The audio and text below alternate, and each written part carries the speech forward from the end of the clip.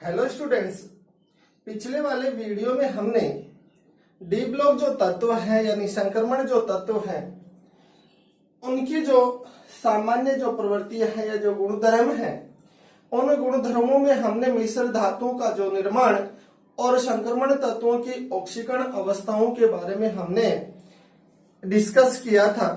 और ऑक्सीकरण जो अवस्था है तो संक्रमण तत्वों की प्राथमिक ऑक्सीकरण अवस्था या प्रथम ऑक्सीकरण अवस्था तथा उनकी उच्चतम ऑक्सीकरण अवस्था के बारे में डिस्कस किया था। अब प्रथम ऑक्सीकरण अवस्था तो है, यानी प्रथम ऑक्सीकरण अवस्था किस प्रकार से प्रदर्शित की जाती है, तो संक्रमण जो तत्व है उनके जो NS कक्षा का यानी संयोजी S जो उपकोश है उनमें उपस्थित इलेक्ट्रॉन है वो यदि संक्रमण तत्व एक साथ त्याग देता है तो त्याग कर प्राथमिक या प्रथम ऑक्सीकरण अवस्था प्रदर्शित की जाती है। लेकिन यदि संक्रमण तत्वों में उच्चतम ऑक्सीकरण अवस्था की बात करें तो जो तत्व है उस तत्व के संयोजी NS एवं संयोजी NS उपकक्षक में या उपकोश में उपस्थित कुल इलेक्ट्रॉन तथा डी उपकोश में उपस्थित अयुग्मित इलेक्ट्रॉनों की कुल संख्या है उनका जो योग वो उच्चतम ऑक्सीकरण अवस्था को प्रदर्शित करता है। हमने मैग्नीज का एग्जाम्पल भी समझा था, दोबारा क्रोमियम का एग्जाम्पल लेकर के इसको समझते हैं कि क्रोमियम है ये उच्चतम कौन सी ऑक्सीकरण अवस्था प्रदर्शित करता है। तो क्रोमियम का एग्जाम्पल लेंगे तो क्रोमियम का परमाणु क्रमांक होता है 24। यदि इसके इलेक्ट्रॉनिक विन्यास की बात करें तो इलेक्ट्रॉनिक विन्यास है इसका आर्गन 18 4s1 3d5। अब यहाँ पे देखो कि यदि यह संयोजी 4s जो उपकोश है यदि यहाँ से एक इलेक्ट्रॉन बाहर निकालता है, क्योंकि एक इलेक्ट्रॉन तो ये एक इलेक्ट्रॉन त्याग कर तो ये प्रथम ऑक्सीकरण अवस्था प्रदर्शित करता है। लेकिन उच्चतम की बात करें तो यहाँ पर देखो मैक्सिमम ऑक्सीडेशन स्टेट ये बात करें तो एस उपकोश में कितने इलेक्ट्रॉन 1। लेकिन अगर बात करें डी उपकोश की तो डी उपकोश में 5 कक्षक होते हैं, D5 है, प्रत्येक जो उपकोश कक्षक है उसमें एक एक इलेक्ट्रॉन, तो अयुग्मित इलेक्ट्रॉन कितने हो गए 6। अगर इन दोनों को ऐड करें तो 1 + 5 बराबर हो गए 6। तो क्रोमियम है ये मैक्सिमम ऑक्सीकरण अवस्था 6 प्रदर्शित करता है। ये तो हो गई इसकी ऑक्सीकरण अवस्था की यानी प्रथम ऑक्सीकरण अवस्था और उच्चतम ऑक्सीकरण अवस्था या निम्नतम प्रथम को। लेकिन बात करते हैं कि इनके हमने आयनिक प्रवृत्ति और अम्लीय, क्षारीय और उदासीन प्रवृत्ति के बारे में पढ़ा था। तो मैंने बताए थे 3 टॉपिक कि यदि संक्रमण तत्वों के ऑक्साइड यानी संक्रमण तत्वों के ऑक्साइडों में यदि +1 +2 और +3 ऑक्सीकरण अवस्था हो तत्व की तब तो ये तो होते हैं क्षारीय प्रवृत्ति के। यदि मध्यम हो +3 या +4 तो ये प्रदर्शित करते हैं उदासीन या उभयधर्मी ऑक्साइड, इनकी प्रकृति उभयधर्मी होती है। लेकिन बात करें यदि +6 एंड +7 अगर इनकी बात करें अर्थात संक्रमण तत्वों के ऑक्साइडों में संक्रमण तत्व की ऑक्सीकरण अवस्था 6 एवं +7 हो तो ऐसे ऑक्साइडों की प्रवृत्ति होती है अम्लीय। अब यहाँ पे देखो हमने मैग्नीज के 3 ऑक्साइड ले रखे हैं और ऑक्सीकरण अवस्था किस प्रकार से ज्ञात की जाती है। तो यहाँ पे देखो एक मैग्नीज के ऑक्साइड, इन ऑक्साइडों में सबसे पहले देखेंगे कि मैग्नीज की ऑक्सीकरण अवस्था कितनी है। ऑक्सीजन है, ऑक्सीजन का सामान्य ऑक्सीकरण अंक क्या होता है -2 होता है। लेकिन इनके कई यौगिकों में +1 भी प्रदर्शित करता है, +2 भी करता है, ये अलग अलग है। तो यहाँ पे देखो इसकी -2 और किसी यौगिक में उपस्थित परमाणु के आवेशों का बीजगणित योग 0 होता है, इसका -2 है तो इसके ऊपर +2 अर्थात मैग्नीज की क्या हो गई +2 ऑक्सीकरण अवस्था। उसके बाद में बात करें कि मैग्नीज यहाँ पे है -2, एक के ऊपर -2 है तो 2 के ऊपर क्या हो, 3 के ऊपर क्या हो जाएगा -6। जब -6 आएगा तो यहाँ पर देखो +6 आएगा, 2 के ऊपर +6 है तो 1 के ऊपर कितना हो गया +3। बात करें 2 है -2, 4 हो गए +4, तो इसका +4। इसी प्रकार यहाँ पे देखो -2 3 के लिए -6, इसके ऊपर +6 आ जाएगा, इसके ऊपर 14, इसके ऊपर +7। अगर इन ऑक्साइडों की बात करें तो निम्न ऑक्सीकरण अवस्था ये तो होगा क्षारीय प्रवृत्ति का, लेकिन +3 और +4 की बात करें ये उभयधर्मी प्रवृत्ति का, और ये होता है अम्लीय प्रवृत्ति का, अम्लीय प्रवृत्ति। तो यहाँ पे देखो इस प्रकार से ऑक्सीकरण अंक है, उस ऑक्सीकरण अंक के आधार पर संक्रमण तत्वों के ऑक्साइडों की अम्लीय, उदासीन उभयधर्मी और क्षारीय प्रवृत्ति का निर्धारण किया जाता है। यहां पर देखो बचा हुआ है चुंबकीय गुण, चुंबकीय गुण। अब यहां पे देखो जो चुंबकीय जो गुण है, इन चुंबकीय गुणों के आधार पर संक्रमण तत्वों को कितने भागों में बांटा जाता है, इसकी भी बात करें, यानी तत्वों को 3 भागों में बांटा जाता है मुख्यतः। सबसे पहले चुंबकीय जो गुण है वो होता क्या है, तो संक्रमण तत्वों में जो चुंबकीय जो गुण है ये मुख्यतः अयुग्मित इलेक्ट्रॉनों के कारण क्या होता है, पाया जाता है। यदि किसी तत्व के कक्षकों में ये कक्षक है, मान लेते हैं 3 कक्षक है, इन कक्षकों में यदि अयुग्मित इलेक्ट्रॉन क्या हो, उपस्थित हो, तो कक्षकों में अयुग्मित इलेक्ट्रॉन उपस्थित होने पर वह अनुचुंबकीय प्रवृत्ति का होता है। लेकिन यदि कक्षकों में युग्मित इलेक्ट्रॉन हो तो युग्मित इलेक्ट्रॉन होने पर वो उस तत्व की जो प्रकृति होती है वो होती है प्रतिचुंबकीय।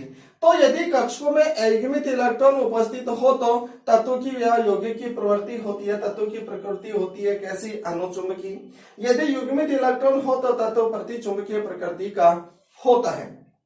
बात करते हैं कि यदि किसी यौगिक के चुंबकीय आघूर्ण का जो मान है वो किस प्रकार से ज्ञात किया जाता है, कि कोई यौगिक दे दिया या आयन दे दिया और उसके चुंबकीय आघूर्ण का मान ज्ञात करते हैं, तो किसी यौगिक के चुंबकीय आघूर्ण का मान √n+2 और बोर मैग्नेट्रॉन, अर्थात किसी यौगिक में चुंबकीय आघूर्ण का जो मान है इस सूत्र के द्वारा क्या किया जाता है, ज्ञात किया जाता है, जो है म्यू बराबर √n कोष्टक n+2 और बोर मैग्नेट्रॉन। यहां पर देखो जो म्यू है ये तो होता है चुंबकीय आघूर्ण,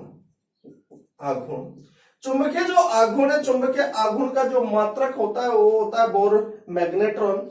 और यहाँ पे देखो जो n है ये है अयुग्मित इलेक्ट्रॉनों की संख्या, अर्थात अयुग्मित इलेक्ट्रॉनों की संख्या के आधार पर यदि संख्या अपने को ज्ञात हो तो उस अयुग्मित इलेक्ट्रॉनों की संख्या के आधार पर अपन चुंबकीय आघूर्ण का मान ज्ञात कर सकते हैं। तो इस चुंबकीय आघूर्ण को यदि ज्ञात करें तो अपने को इलेक्ट्रॉनिक विन्यास का क्या होना चाहिए, ज्ञान होना चाहिए। दूसरा कि उदासीन अवस्था में और आयनित अवस्था में इलेक्ट्रॉनिक विन्यास का अपने को पता होना चाहिए। कैसे कि मैग्नीज है Mn+2 आयन है, ये दे रखा है, इस आयन के चुंबकीय आघूर्ण का यदि मान ज्ञात करें तो किस प्रकार से इसका मान ज्ञात करते हैं, तो मान ज्ञात करेंगे तो यहाँ पे देखो सबसे पहले जो मैग्नीज है उसकी उदासीन अवस्था में ज्ञात करते हैं। तो मैग्नीज का परमाणु क्रमांक होता है 25।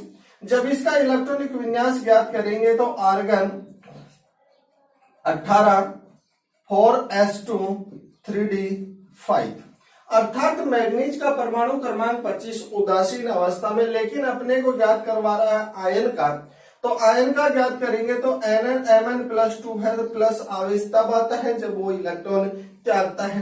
तो Mn+2 आयनिक अवस्था में इसका इलेक्ट्रॉनिक विन्यास हो जाएगा 4s1 3d5। ये क्या होगा, इसका आयनित अवस्था में इलेक्ट्रॉनिक विन्यास। इस अवस्था में यदि अपन अयुग्मित इलेक्ट्रॉनों की संख्या ज्ञात करें तो इसके पास कोई इलेक्ट्रॉन नहीं है। डी उपकोष में 5 कक्षक होते हैं और यहाँ पे देखो विन्यास में 5। तो ओहम नियम के अनुसार इलेक्ट्रॉनों को जब भरते हैं तो सभी कक्षकों में पहले समान चक्रण का एक एक इलेक्ट्रॉन जाने के बाद में इलेक्ट्रॉनों का क्या होता है, युग्मन होता है। तो 2 3 4 और 5 अयुग्मित इलेक्ट्रॉनों की संख्या कितनी हुई, 5।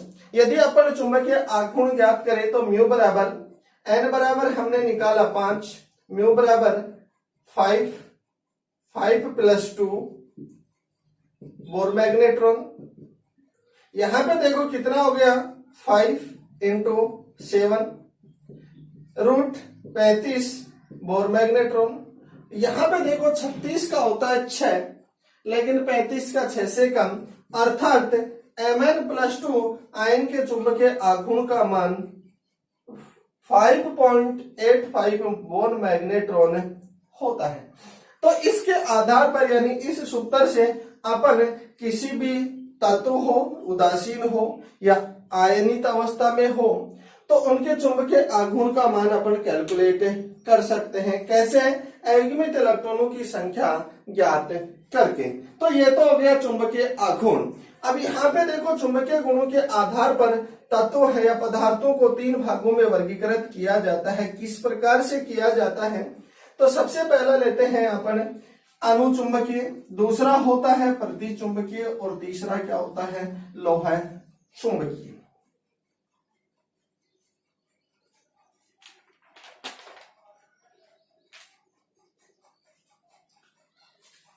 सबसे पहला है अनुचुंबकीय, अनुचुंबकीय पदार्थ। दूसरा होता है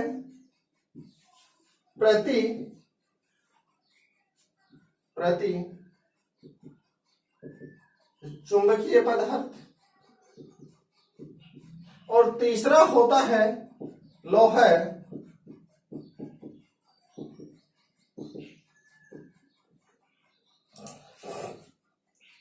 चुंबकीय पदार्थ। अब इनकी बात करें तो सबसे पहले देखो अनुचुंबकीय पदार्थ। अनुचुंबकीय जो पदार्थ है वो होते क्या है? तो ऐसे क्या होता है कि पदार्थ में क्या हो सकता है? अणु भी हो सकता है, परमाणु भी हो सकता है और आयन भी हो सकता है। तो ऐसे पदार्थ जिनमें अयुग्मित इलेक्ट्रॉन क्या होते हैं? उपस्थित होते हैं, अर्थात अयुग्मित इलेक्ट्रॉन पाए जाते हैं, अनुचुंबकीय पदार्थ कहलाते हैं।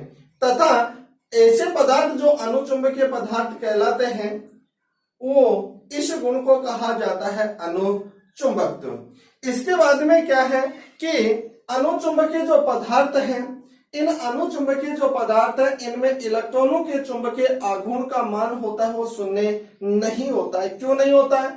क्योंकि अयुग्मित इलेक्ट्रॉनों की उपस्थिति के कारण इलेक्ट्रॉन एक दूसरे के चुंबकत्व को या चुंबकीय आघूर्ण को पूर्णतः निरस्त नहीं कर पाते, और निरस्त नहीं कर पाने के कारण इनके चुंबकीय आघूर्ण का मान शून्य नहीं होता है। दूसरा क्या है कि यहाँ पे अगर बात करें कि ये क्या है, जो दो ध्रुव है, अर्थात चुंबक है उसके दो ध्रुव होते हैं, एक होता है नॉर्थ और एक होता है साउथ पोल। यदि इन पदार्थों को बाह्य चुंबकीय क्षेत्र में क्या किया जाए? रखा जाए, तो ये पदार्थ है ये चुंबकीय क्षेत्र के द्वारा क्या होते हैं? आकर्षित होते हैं, अर्थात चुंबकीय जो बल रेखाएं हैं इन पदार्थों के मध्य से होकर के क्या होती हैं? गुजरती हैं। तो ये तो हो गया अनुचुंबकीय पदार्थ। अर्थात इन पदार्थों को जब चुंबकीय क्षेत्र में रखा जाता है या बाह्य चुंबकीय क्षेत्र में रखा जाता है तो चुंबकीय क्षेत्र यानी चुंबकीय जो बल रेखाएं हैं वो इन पदार्थों के अंदर से होकर या इन पदार्थों से गुजरती है, अर्थात ये पदार्थ बाह्य चुंबकीय क्षेत्र के द्वारा आकर्षित होते हैं। तो ये तो हो गया अनुचुंबकीय पदार्थ। बात करें प्रतिचुंबकीय पदार्थ की, तो प्रतिचुंबकीय पदार्थ का मतलब क्या है कि ऐसे पदार्थ जिनमें अणु भी हो सकता है, परमाणु भी और आयन भी, अर्थात ऐसे पदार्थ जिनमें युग्मित इलेक्ट्रॉन क्या होते हैं? पाए जाते हैं, और युग्मित इलेक्ट्रॉन पाए जाते हैं तो ऐसे पदार्थ कहलाते हैं प्रतिचुंबकीय पदार्थ। तथा इस गुण को या इस परिघटना को कहा जाता है प्रतिचुंबकत्व। दूसरी बात क्या है कि प्रतिचुंबकीय पदार्थों में जो इलेक्ट्रॉन है उनके चुंबकीय आघूर्ण का मान क्या होता है? शून्य होता है, अर्थात ये इलेक्ट्रॉन एक दूसरे के चक्रण को परस्पर क्या कर देते हैं? नष्ट कर देते हैं। लेकिन ये है जब इन पदार्थों को बाह्य चुंबकीय क्षेत्र के मध्य रखा जाता है तो यहाँ पे रखने पर क्या होगा कि चुंबकीय जो बल रेखाएं हैं, ये चुंबकीय बल रेखाएं, ये चुंबकीय बल रेखाएं इन पदार्थों से क्या होती हैं? प्रतिकर्षित होती हैं, अर्थात चुंबकीय बल रेखाएं पदार्थ से होकर के नहीं गुजरती, कि प्रति चुंबकीय पदार्थों को बाह्य चुंबकीय क्षेत्र में रखने पर ये चुंबकीय क्षेत्र यानी बाह्य चुंबकीय क्षेत्र के द्वारा क्या होते हैं, प्रतिकर्षित होते हैं। तो ये हो गई प्रति चुंबकीय पदार्थ। इसके बाद में है लोहा चुंबकीय पदार्थ। और लोहा चुंबकीय पदार्थ होते क्या है कि लोहा चुंबकीय जो पदार्थ हैं ये एक उत्तम कोटि के अनुचुंबकीय पदार्थ होते हैं, अर्थात उच्च कोटि के अनुचुंबकीय पदार्थ हैं, ये लोहा चुंबकीय पदार्थ कहलाते हैं। अब यहाँ पे देखो इनमें और अनुचुंबकीय पदार्थों में होता क्या है अंतर, कि लोहा चुंबकीय जो पदार्थ वो किस प्रकार से बनाए जाते हैं, तो ये पदार्थ मैग्नीज, आयरन, कोबाल्ट और निकल के मिश्र धातुओं में क्या होता है, लोहा चुंबकत्व का गुण पाया जाता है। अब बात करें कि लोहा चुंबकीय पदार्थ होता क्या है, ये बात कर लेते हैं अपन। ये क्या है, चुंबक। लोहा चुंबकीय जो पदार्थ होता है इनमें क्या होता है, छोटे छोटे क्या होता है, आणविक चुंबक पाए जाते हैं। ये आणविक चुंबक पाए जाते हैं। इन आणविक चुंबकों को कहा जाता है डोमेन, अर्थात इनकी इस दिशा में, इसकी इस दिशा में, इसकी इस दिशा में, इसकी इसकी ये और ये, अर्थात लोहा चुंबकीय जो पदार्थ होते हैं इनमें अत्यधिक छोटे छोटे आणविक चुंबक पाए जाते हैं। जब इन पदार्थों को बाह्य चुंबकीय क्षेत्र में क्या किया जाता है, रखा जाता है, तो ये जो डोमेन है आणविक जो चुंबक वो एक ही दिशा में क्या हो जाते हैं, चुंबक के द्वारा आकर्षित होकर एक ही दिशा में क्या हो जाते हैं, व्यवस्थित हो जाते हैं। और जब व्यवस्थित हो जाते हैं तो इनमें क्या पाया जाता है भाई, चुंबक की तरह व्यवहार करता है। परंतु होता क्या है कि जब बाह्य चुंबकीय क्षेत्र को क्या किया जाता है, हटाया जाता है, तो हटाने के बाद भी इनमें चुंबक तो क्या हो जाता है, शेष रह जाता है, अर्थात ये स्थायी चुंबक की तरह क्या करते हैं, व्यवहार करने लगते हैं। अब यहाँ पे देखो होता क्या है कि चुंबक है, इसके चुंबकत्व को किस प्रकार से नष्ट किया जा सकता है, तो ताप में वृद्धि करके या कमी करके, या फिर चुंबक को पीटने पर इनमें क्या होता है, ये जो डोमेन है या आणविक जो चुंबक है इनकी व्यवस्था क्या हो जाती है, बिगड़ जाती है। और इनकी व्यवस्था है उनके बिगड़ने से इनमें चुंबकत्व है वो क्या हो जाता है, नष्ट हो जाता है। तो इसके आधार पर यानी चुंबकीय गुणों के आधार पर पदार्थों को तीन भागों में हमने वर्गीकृत किया, अनुचुंबकीय पदार्थ, प्रतिचुंबकीय पदार्थ और तीसरा है लोहा चुंबकीय पदार्थ। यहाँ है तो हमने 8वें जो यूनिट है उस यूनिट में हमने 2 पार्ट लिए थे, पहला डी और उसके बाद में एफ। तो यहाँ इनके कंप्लीट होने के साथ ही अपना जो डी ब्लॉक जो तत्वों का जो मैटर है वो कंप्लीट, उसके बाद में अपन स्टार्ट करेंगे एफ ब्लॉक तत्व। और एफ ब्लॉक जो तत्व है उनको 2 श्रेणी में वर्गीकृत किया जाता है। उन श्रेणियों में है उनका इलेक्ट्रॉनिक विन्यास और एक लेंथेनॉइड संकुचन, और एफ यानी इनके उपयोग और इनमें क्या अंतर होता है, ये 4-5 टॉपिक बचे हुए हैं अपने, ये नेक्स्ट।